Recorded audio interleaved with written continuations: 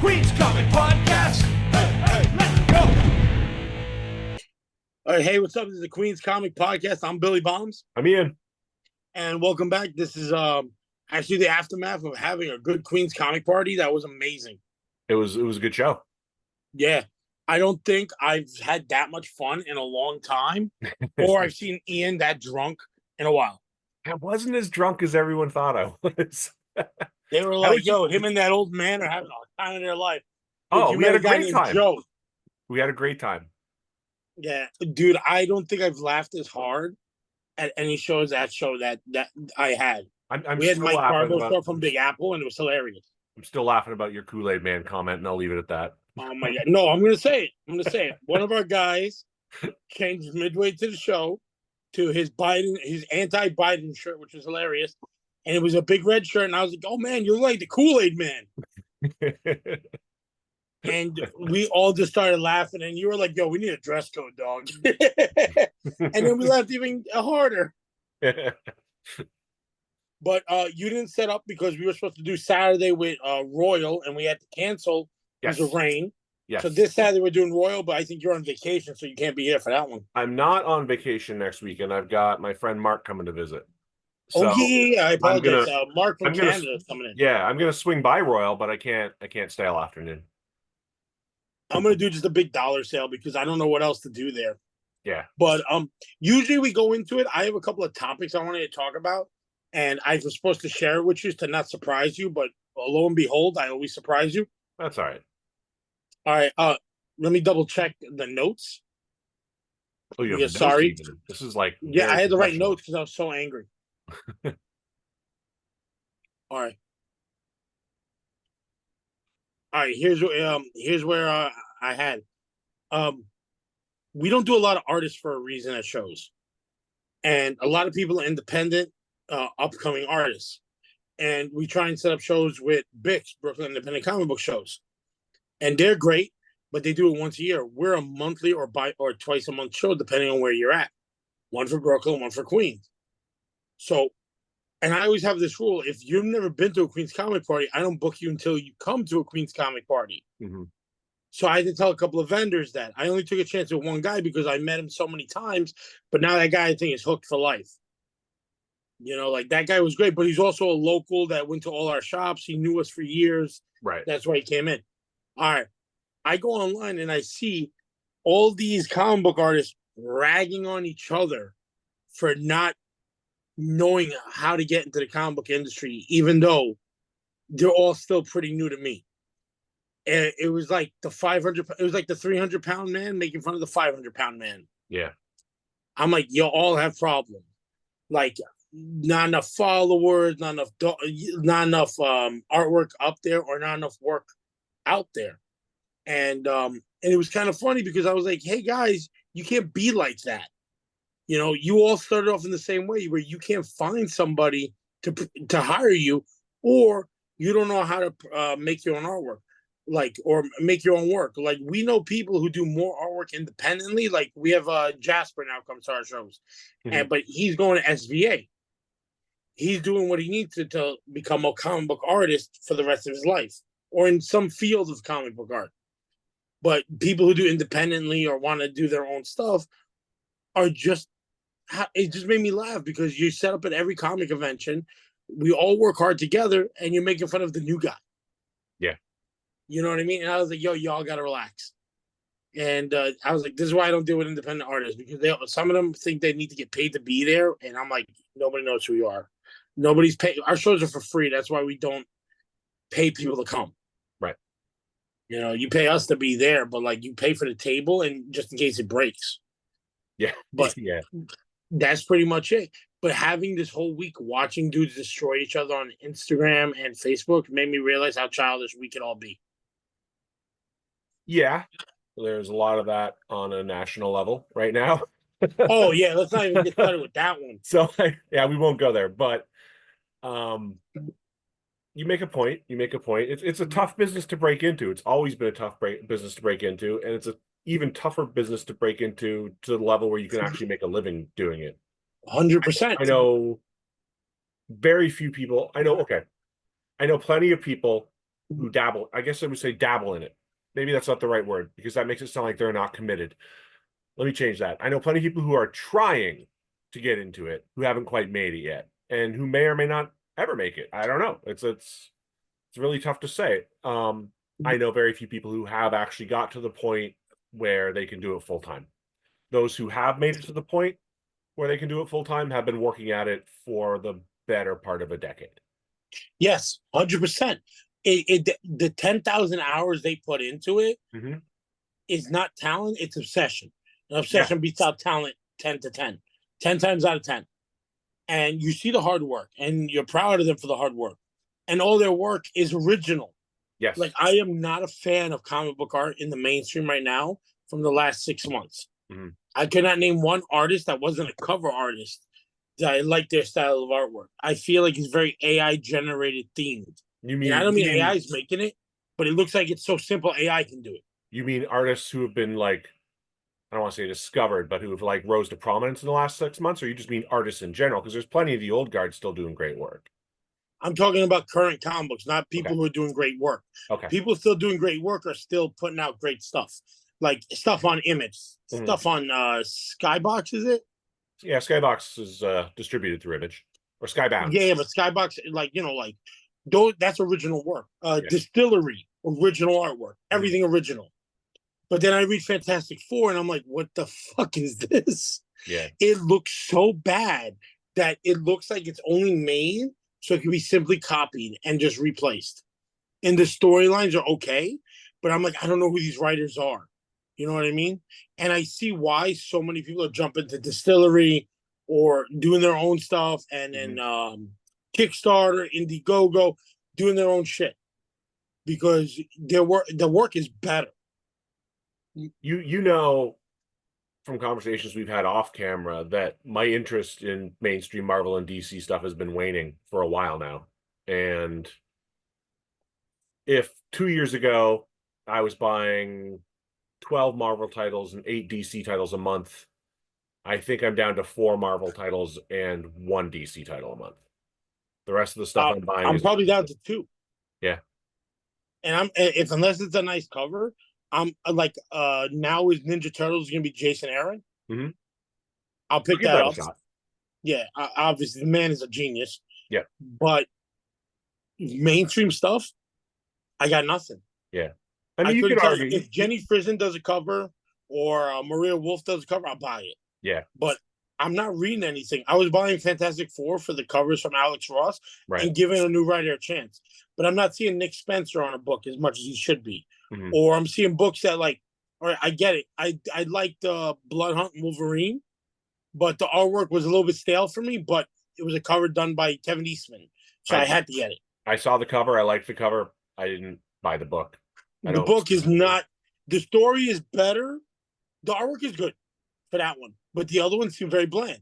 But then you start seeing these crazy prices for these books too, for like that Thor without a head from EC Homage. I was like, oh.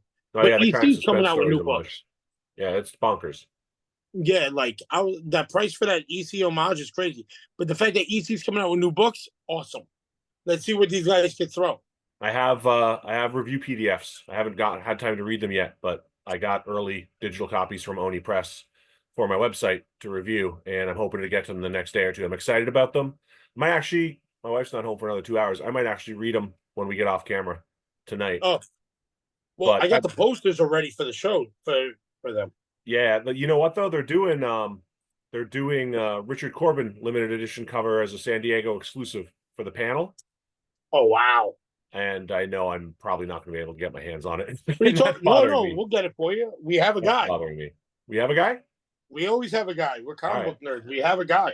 Wait, we do have a guy. We do have a guy. I know who you're talking about. Okay. Oh, where'd you get the poster from? The guy. Okay. This is from a comic shop from Anyone Comic. Nice. And on the back is more of an accurate what's coming out. Right.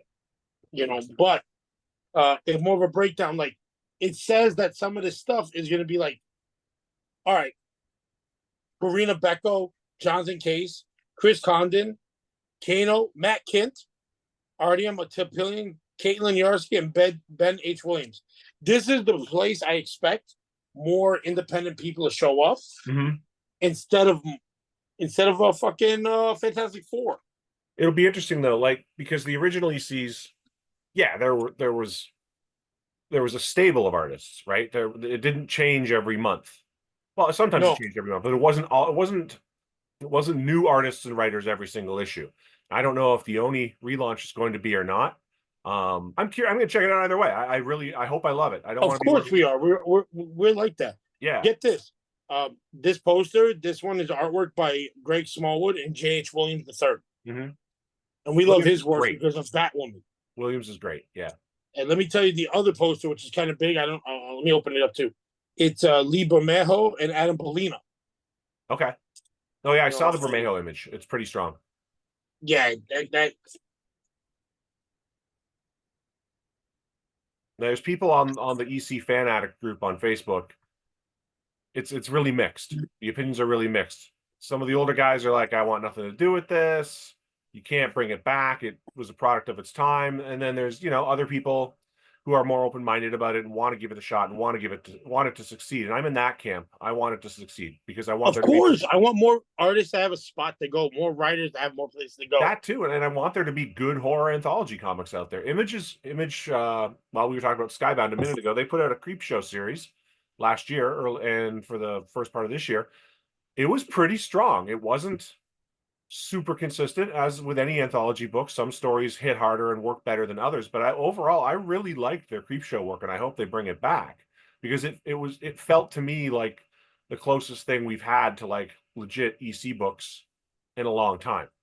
Oh, excellent. Yeah. So for me, my opinion, Creepshow stuff's definitely worth picking up if you like old school anthology stories. I'm hoping. I don't like people not having a spot to go or a space to create.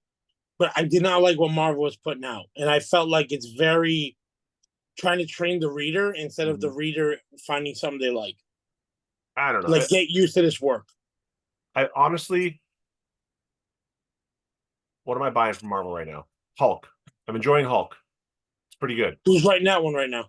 I don't remember. It's okay. I should remember because I've been buying it every month for the last like 10 months or however long it's been out now. It's solid. It's a good mix of superhero and horror. It's darker than you might expect it to be. The artwork, and I'm spacing on the name of the artist, is also really strong. It's clicking with me. I'm enjoying it. I'm having fun with it. It's entertaining me. The same can be said for Ghost Rider, which Benjamin Percy is writing. I'm enjoying that.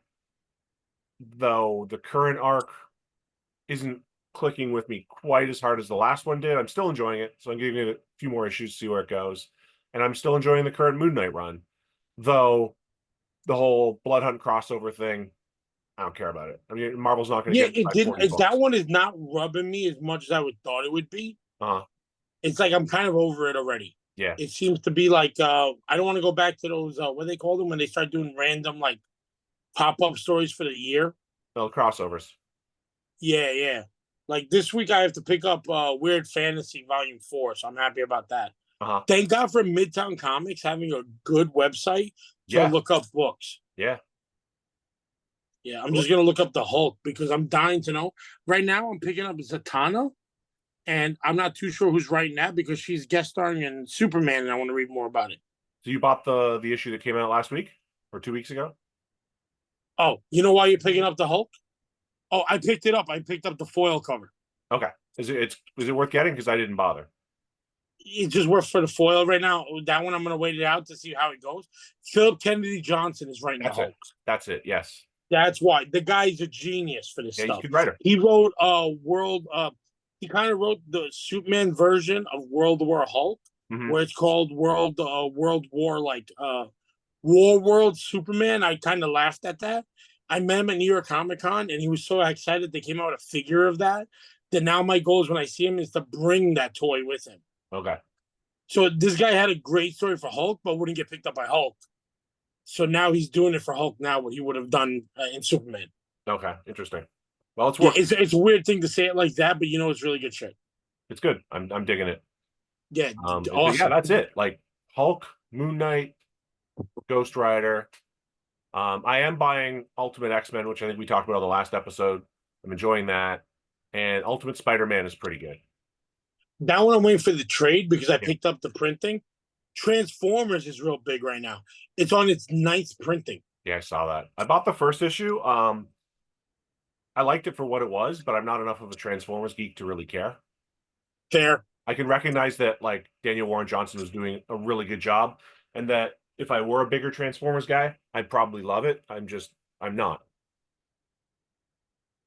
So I just looked at the Cheesecake Nightwing covers where it's very LGBT plus friendly, and I couldn't stop laughing in my head. The beefcake covers, yeah. Beefcake, that's the word I was looking for. Beefcake. Little something for those who appreciate the male physique. And you know what? I think it's great. I'm not the target demographic for it, but there have been countless covers and will continue to be countless covers of scantily clad women. So why not? Yes, why not? Throw something out there for the other team, you know? I know Anyone Comics sells, they sell about 40 copies of that one book cover and about 12 of the other. He goes, but the 12 are like, all of them are regular readers of the book. But this one is definitely like got an audience. He's like, yo, if I don't order enough, I'm in trouble. Yeah. Oh, and then another one I like is that Eric Burnham is doing Teenage Mutant Ninja Turtles Untold Story of the Foot Clan. Okay. I like Eric Burnham. He did all the Ghostbusters stuff for a long time, and that's how he built it up. The artwork in those books are not great, but I like them. No, it's not working. Once I have the computer open, I can look up anything. I love it. And G.I. Joe is still by Larry Hama, so if anybody's going nuts for that one, they look good. Have you been buying it? Not in a while because I think I picked up a random issues to read them. They're not standalone issues like back in the day. G.I. Joe would be the most 2 issues of a book. Yeah. And now they're starting to like spread out. And it's not for a lack of writing because it's really good. It just I like picking up a G.I. Joe book and just reading it. Yeah. I bought the first issue of the Cobra Commander spinoff. Oh, how was that one? It was, again, I'm not a huge G.I. Joe guy either, but I did enjoy it. I will admit that. It was interesting, kind of like explaining his backstory a little bit. And I meant to pick up like the few issues after that, but I don't know, for whatever reason, I was like limiting myself the week it came out. There were other books I wanted more. Well, those keep selling out. Yeah. And Duke and that one, it keeps selling out. Marvel is doing a lot of Aliens books now. Yeah, I've been picking those up. I haven't been. What If and all that shit. It's kind of cool. Yeah, the one that what's his name wrote? Paul the actor. Not Paul Reiser. Was it Paul Reiser? Yeah. Well, Paul Reiser, yeah, the guy is just did an interview about how they brought him back to do a lot of alien stuff. And he's like, it's never ending his career because of that. Right. So the story that he's got going on, it's pretty cool. It follows up like what happened to his character, and it gets into the morality of his decisions. And then he, of course, the aliens come back, and he's there with his daughter, who teams up with a different younger guy to like fight the aliens, and he's got to figure out what to do and how Weyland-Yutani plays into all of it. I thought it was clever, and it's also got a good sense of humor to it, but not to the point where it feels like it's taking away from, the horror and suspense and action that should be the central focus of an alien story. So I've been enjoying that. So that's all right. That's another one that I think Marvel did a good job on. The last Predator miniseries, though, What was that one about? People fighting predators. It wasn't even a time theme. No, it wasn't time themed. I don't think. That's the problem. I was hoping for that for so much for them. Like it was clearly, from my experience, that book was pretty forgettable. I bought it, I read it, and I kind of forgot about it. I've got it in a box like 3 feet away. I could pull it out, but I don't care. Don't sweat it because I'm looking at the Marvel lineup of writers, and I'm going to get in trouble, so I'm not going to talk too much about it. Yeah. It's people that I don't know too much about. Like, I don't know who Greg Weisman is, and I know Steve Orlando, and Fabian Nizia, the creator of Deadpool, is doing some of the Blood Hunt books. Yeah. But he's doing like new characters like Hallows Eve and all that stuff. But then everybody else, Ben Percy is doing Helverine. Yeah, Percy's pretty good. Percy's phenomenal. I thought his Wolverine's good. The thing is, though, like, I like the books that are all women themed. Like Phoenix is written by Stephanie Phillips. Mm-hmm. But then it's another book. Namor is written by Jason Aaron, but it just came out #1 today or tomorrow. Gary Dugan's writing Iron Man. The rest are all people I don't know too well, like Erica Schultz. And there was another woman, like, sorry, I'm like scrolling up because I'm a little bit confused on who all these people are. And and Justina Ireland is doing all the Spider-Mans. Yeah, a lot of new talent coming out of Marvel right now, but it's like you said, like not a lot. So much of it is just not sticking. I think these people, um, the good thing about a company like Distillery showing up is that all these writers can write out all the stuff that they really want to write, but they can't use the main media characters. Right. You know what I mean? But that gives opportunity to new writers to take over and work. Like Justina Ireland would not have a spot if, let's say, a couple of writers didn't jump ship to Distillery. Did you read Summer yet from Distillery? Summer? No, not yet. It's excellent. Yeah. Excellent. One of the best horror comics of the last 5 years, I think. Oh, nice. It's sexy, it's twisted, it's bizarre, it's intelligent, it's thought-provoking. The artwork is beautiful. It really, I know that the hardcover, I think, is out this week. It's totally worth getting. It's folk horror in a sense, in that, you know, it's set in the olden times, but it deals with a lot of feminist issues. You can tell that it was written and created by women, but it doesn't beat you over the head politically. It's just smart. It's just really smart, clever writing, really good artwork. I loved it. Actually, now that I think about it, I want to read it again. Like back to back, because when it's spread out, you know, I think it was like 6 to 8 weeks between issues. When it's spread out like that, you miss bits. So I should go back to it because it was really, really fantastic. And James Tynion and Spectrograph, the second issue of that just came out, like, I want to say 2, maybe 3 weeks ago. It's also pretty good. I was pretty happy with that way that one worked out as well. Oh, excellent. So I looked up some of the writers, and I feel kind of bad to say this. Some of them have waited so long just to get a book out that that for them to get it now is insane. Yeah. Like they're close. Like they're a lot older than me. Some of these writers, and they've never had a chance to come out. That's rough. You've been doing comics since Neil Adams Continuity Studios. Yeah. No, it's like I said, it's a very, very difficult business to break into. And when you do get a chance, you know, you're probably not starting full time working on Batman or Spider-Man where you're going to make enough money to live off of. Yeah. You're probably starting on a smaller indie book, or you're self-publishing, or you're working on a C or B list title, and maybe working a day job while you're doing it, or 2 day jobs. Totally. But that's what's crazy about comics, and that's what goes back to my thing of like, don't crap on people when they just started out. Yeah, no, I don't want to crap on anybody. It's tough. No, we're not. But I'm talking about the people I saw online arguing and making fun of these new artists coming in. I'm like, we all start somewhere. Oh, 100%. And these people have, I admit, have a lot more talent than I do in that department. So I'm not gonna lie to you, the ones doing the jokes are not that talented. Maybe not the jokes, but I'm saying the artist. Yeah, I was like this. I was like kind of rolling my eyes. You know when you roll your eyes so bad you can see childhood memories? That's why I was reaching. I was like, this is horrendous. But that's why don't ever crap on people. Everybody starts off somewhere. Yeah. And just keep it moving from there. Right. Do you have a topic that you want to go over about comics at all or no? We kind of covered it. Marvel.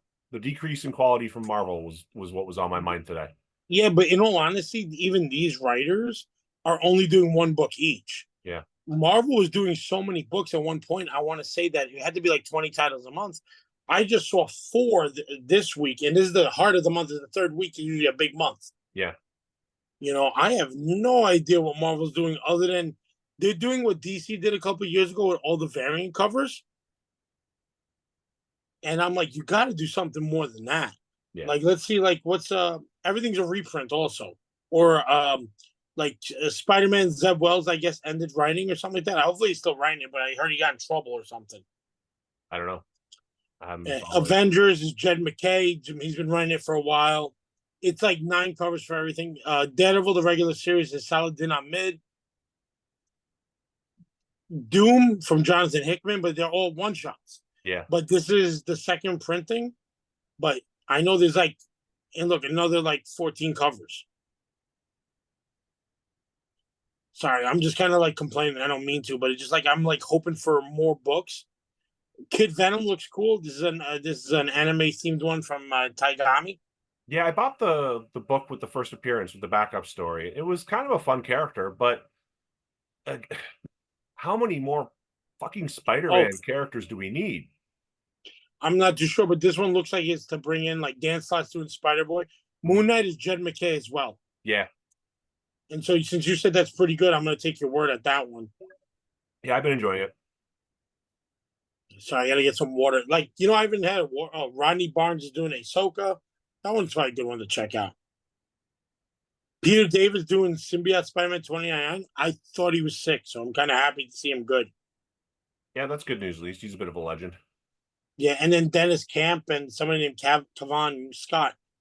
Hey, new writers, bring them all. No, I want to see more new talent hit. I want to see the work connect with me. That's my problem. And part of it, honestly, look, I'm pushing 50 at this point, and I'm not Marvel's target demographic. I understand that. I get they're that with gearing. the Taigami stuff, that Kid Venom, to bring Yeah, younger crowd.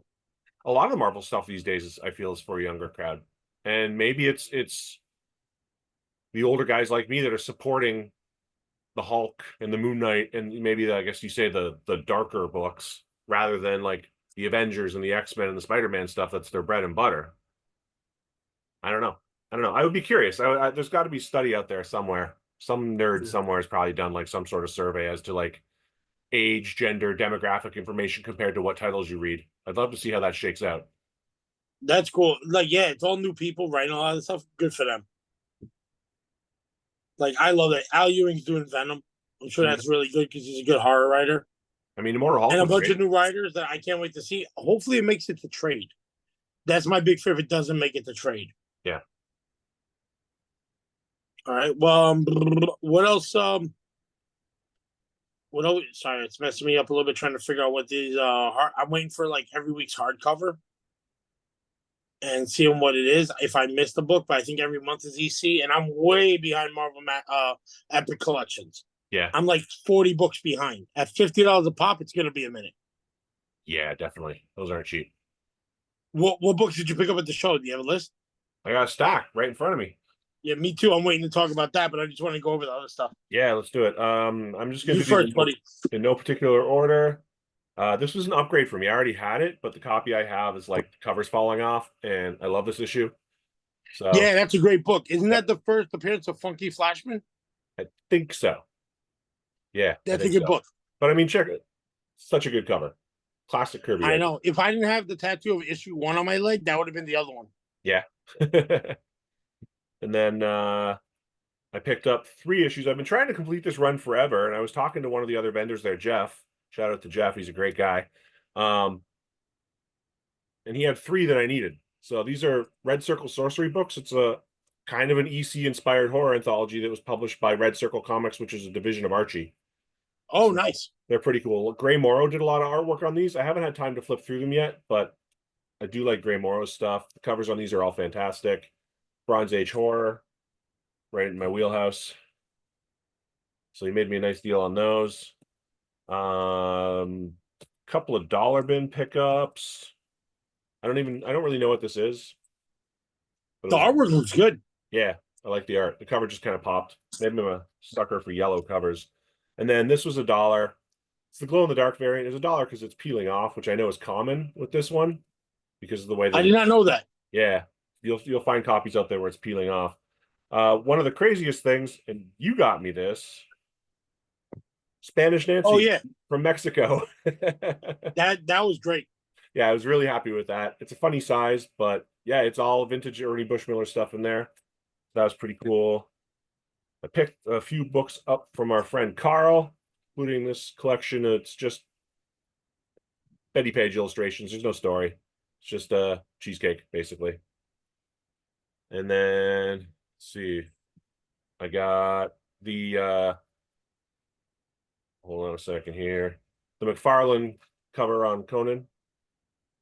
Nice. Variant. Oh, yeah. The one you said now you've gotten all the big books, so now you can collect it. Yeah, now I have all the expensive issues of Conan. Yeah. This was from Heroes Reborn. I think I paid $2 for it. I was happy to get that. I like Simon Bisley's stuff, and I didn't have this one. And then there was a new vendor there, Sam. Yeah, that's the one that became like our new guy. Yeah, nice guy. Crimson Raven Comics. Right. Yeah, very nice guy. I like Sam. Silver Surfer Black #1. I think it's the 4th printing. Yeah, the 4th printing. Mm-hmm. Got that for $1. And then Carl had a bunch of random stuff in his 50-cent bin. So the last issue I needed of the Pro Flesh and Blood miniseries. Was Nice. happy to finish that off. And then he also had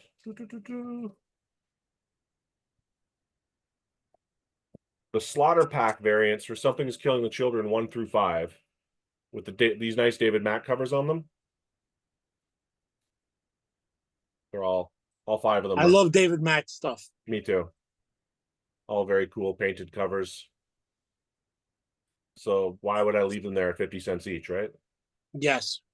Very nice. So I was happy to get those. Also from Carl picked up something stuck to the bag here. The first appearance of the Creeper. Oh yeah, we were still talking about the copy in my basement. Yeah. So I was happy to get that. And then I think the last book I got from Carl, I guess I'm just going over the Carl stuff right now, was the last issue of Robert Crumb's Weirdo, which was done around the time that he moved to France, which is why they used the French title. That's awesome. Yeah, so it's pretty cool. It's a double-sized issue. It's a little harder to find than some of the other issues, but it's a nice copy. It's not a 9.8, but I don't care because I'm not slabbing it, so I'm happy to have it. And then a couple of other oddities that I got from, oh, this was from Jeff, Crossing the Switchblade. We mentioned before I have a soft spot for weird religious comics because my grandparents used to buy them for me because they didn't want me reading violent superhero books when I was a kid. Like I remember my grandmother finding an issue of The Punisher and being very upset with me. So she would buy me religious comics. So this takes me back. That looks great right next to your crime suspense books. Yeah, right. And then from Dominic, City Comics, I picked up a signed copy of Nice House on the Lake #1, signed by Tynian with the COA on the back. And this was pretty cool. I got this from Dominic as well. So Evil Ernie, The Resurrection #1. There's the standard cover with the silver foil. I did not know until I saw it. There's a gold foil variant as well. Just not showing up on camera very well, but trust me, it is gold. I can see it. Yeah. So I did a little bit of research on it, and this was an incentive variant, I think. So I didn't know there were any. Yeah, especially for back then. Yeah. So that made me happy to pick that up. A few more books that I grabbed from Sam. A couple of issues of Weird War Tales that I got, starring the Creature Commandos. I'm just trying to finish my Weird War Tales run. So I picked those 2 up. So I was happy. I love that. This one's got a look at that asshole Hitler running away like yeah. That's why I see the bottom. It's nice. Yeah. Well, that's not nice, but you get what I mean. That the cover's on there. That Hitler's getting beat up by Frankenstein. Right. And then this this come from Sam as well? No, that came from JJL. JJL. Okay, cool. Yeah, so some nice rip-off Press Underground stuff there. Because I know you found that one.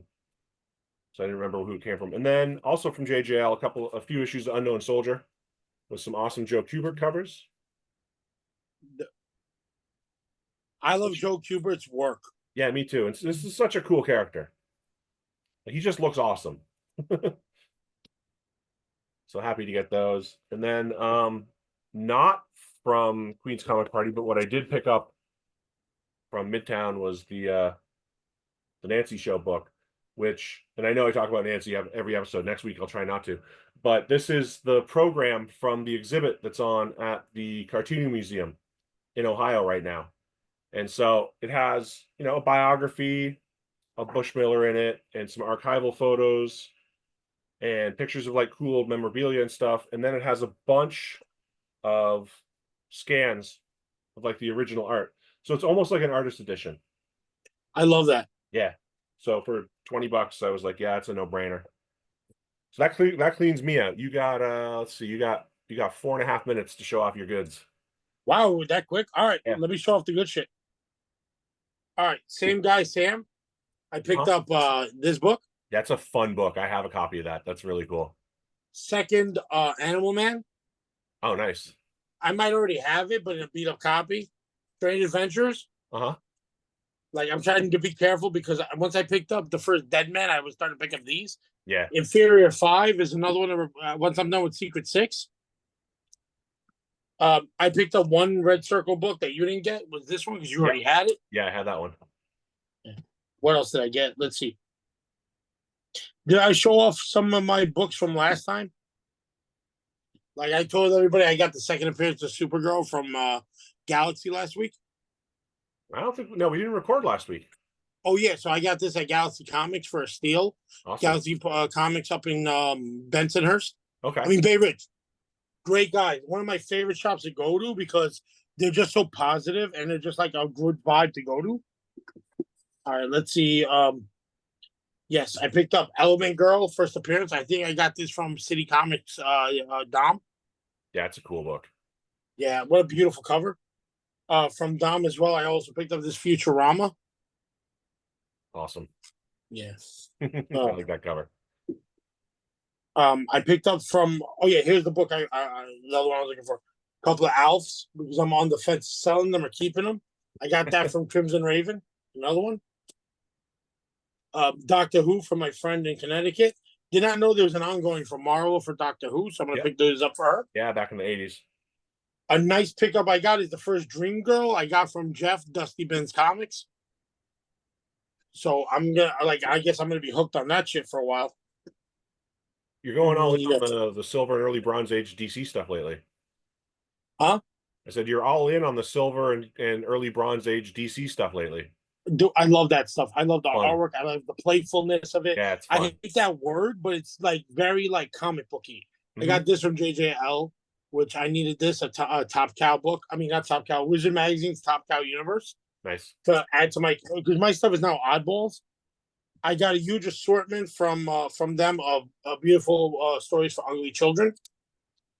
I'm not going to go into that. You got to be getting close on that run. Huh? You got to be getting pretty close on that run. I would think so. I'm going to check. One of them I got from Crimson Raven that I was really excited about was I got this Todd McFarlane book cover of X-Men with Spider-Man. Nice. Yeah. That's for cool. This price, this was phenomenal for a newsstand. Yep. Like it's like I like look at how cool Colossus's face is. I love this. Like his Wolverine is always great. His Nightcrawler, Hard Chin. I picked up a couple of Turoks, but different issues, not number one. Mm-hmm. Now let me finish up the 3 books I got also from Dusty Ben's Comics. If you look him up on Instagram, Secret 6, number 4. Nice. I have to go through all these books and repackage them in a new box because there's only 6 issues. Right. So I want to finish this. Young Love. I got this one from Crimson Raven. Cool. But then this one was great. A Beatles appearance in Secret Hearts. Yeah, that's pretty cool. This is from Dusty Benz. I love oddball books, and why not? Right. And I showed off that I got a lot of this stuff is like previous, so I'm not gonna go buck wild. But I don't know if I showed this off. I bought this book called Mandrake the Magician. Yeah, that's cool. I know that character. I got this from Gotham Thrift online show. Cool. Oh, the Beautiful Children is from Gotham Thrift. Okay. How much time we got left? Like 40 seconds. 40 seconds. Last but not least, Meteor. This one I have 2 copies of this, where a meteor crashes through the World Trade Center. But that's crazy. It. We're building. It's supposed to be a World Trade Center. This is the Queen's Comic Podcast. We talked a lot today. Sorry about that. I'm Billy Bombs. I'm Ian. We'll talk to you later. We'll see you next time. Super duper. Duper. All right. Queen's Comic Podcast.